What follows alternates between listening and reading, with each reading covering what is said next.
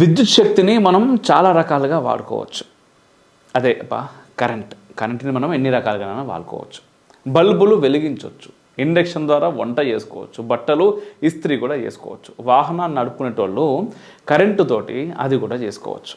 కానీ విద్యుత్ తీగని తెలివి తక్కువగా చేతితో పట్టుకొని పళ్ళు కనిపించేలా అని ఇకిలిస్తే మాత్రం చచ్చిపోతారు. ఇప్పుడు ఈ విషయం ఎందుకు నేను చెప్తున్నా అనుకుంటున్నారా? మామూలు విద్యుత్ శక్తికే ప్రాణాలు తీసే సత్తా ఉంటే అఖిలాండ కోరి బ్రహ్మాండాల్ని నడిపే విష్ణు శక్తికి ఇంకెంత ప్రచండమైన బలం ఉంటుంది.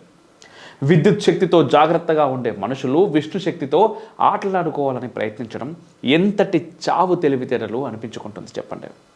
ఇప్పుడు మరోమారు అదే జరుగుతోంది. తిరుమల కొండ స్వామివారి విషయంలో ఎంత ప్రసిద్ధో మన దురదృష్టం కొద్దీ వివాదాల విషయంలోనూ అంతే ప్రసిద్ధి. ఒకప్పుడు కాంగ్రెస్, తర్వాత టీడీపీ, ఆ తర్వాత వైసీపీ, ఇక ముందు మరేదైనా పార్టీ, రాజకీయంగా ఎవరు వచ్చినా ఎవరు పోయినా కొండ మీద మాత్రం అనకొండల రాజ్యమే. భక్తుల మనోభావాలకు లెక్కే ఉండదు. పోనీ స్వామివారి మహాశక్తికి అన్న భయపడతారంటే అది కూడా ఉండదు.